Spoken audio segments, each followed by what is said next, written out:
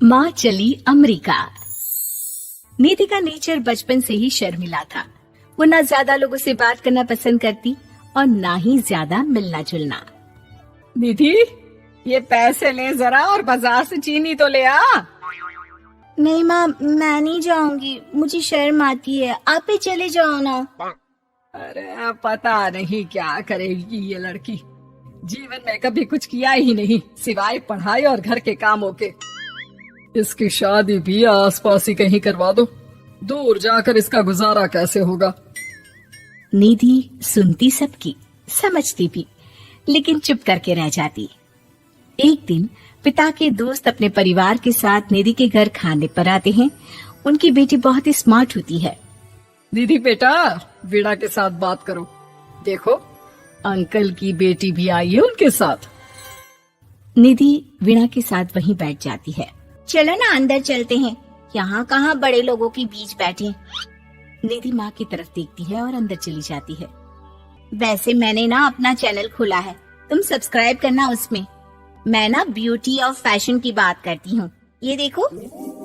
ओह, इतने सारे लोगों के सामने तुम कैसे इतना बोल लेती हो?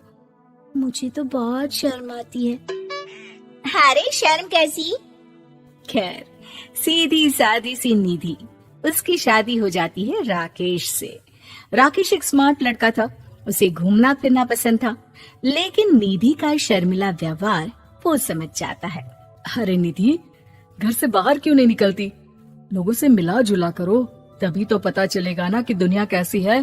क्या करना है पता करके? शादी से पहले पापा और अब आप। ठीक है ना, मुझे ज्यादा दुनियादारी में नहीं पड़ना। निधि की जिंदगी ठीक ठाक चल रही थी। उसके 2 लड़के होते हैं। दोनों को वो पढ़ाती लिखाती, उनका ख्याल रखती। निधि, 25 साल हो गए शादी को, दोनों बच्चे सेटल हैं। हम लोगों ने शहर में 2 मकान भी ले लिए। दोनों की शादी खुद का पता ही नहीं चला कैसे उड़ गया। हाँ, ये तो है। मैं खुश हूँ। जिम्मेदारियाँ आती रही, मैं निभाती रही, और क्या चाहिए। देखो, मैंने सोचा है कि अब हम लोग अमेरिका जाकर रहेंगे। यहाँ की जिंदगी तो जी ली। वैसे मुझे वहाँ बहुत अच्छी नौकरी मिल रही है। मैं कैसे चलूंगी? मुझे वहाँ का कुछ नहीं पता। अब तो जानते हैं ना कि मैं घर से बाहर ही कम निकलती हूँ। अरे तो क्या हुआ, वहाँ भी घर में ही रहना है ना, मैं हूँ ना, नौकरी करूँगा। निधि मान जाती है और पति के साथ अमेरिका चली जाती है।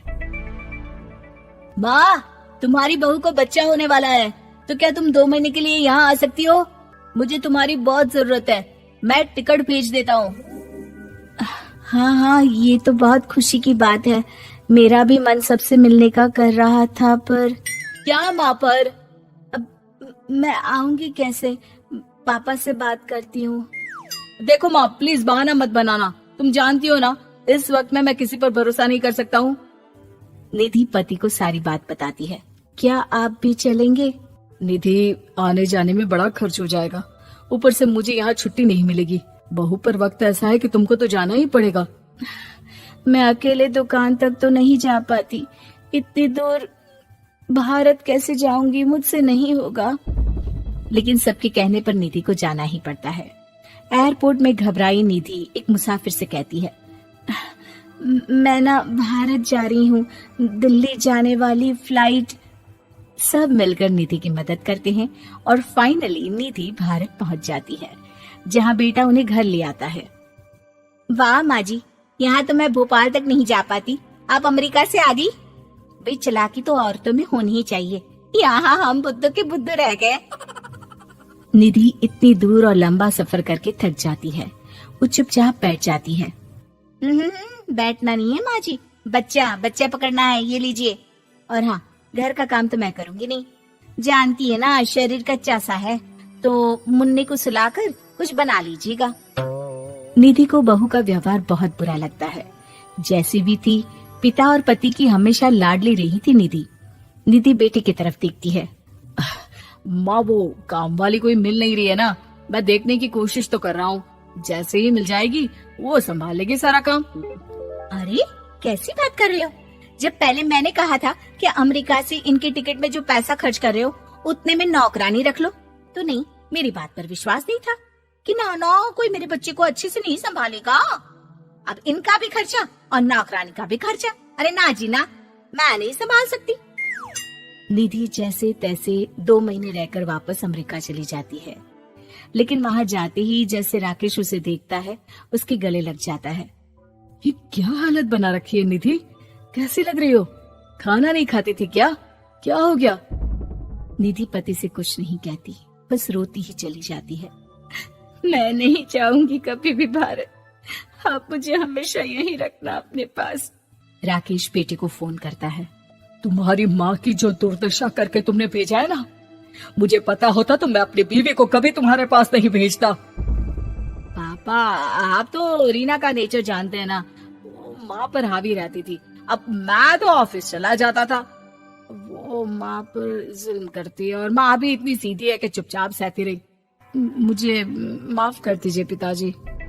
खैर, राकेश कहता भी क्या, प्यार दुलार के साथ अपनी निधि को संभालने में लग जाता है। लेकिन कहते ना, वक्त हमेशा एक सा नहीं रहता। अमेरिका में ही राकेश की मृत्यु हो जाती है और निधि अकेली रह जाती है। बड़ा बेटा कहता है, माँ भारत चलो ना, हम लोग साथ रहेंगे। निधि को जैसे ही वो सब सीन्स याद आते हैं वो परेशान हो जाती है। समझ में नहीं आता कि पति के बिना अब जीवन कैसे चलाएगी। मैंने सारा जीवन घर का काम किया, घर देखा और जिंदगी चलाई, लेकिन जिस घर में रही सबने प्यार दिया, मैं वहां नहीं जाना चाहती। तभी राकेश जिस कंपनी में काम करता था उसका मालिक निधि के घर आता है।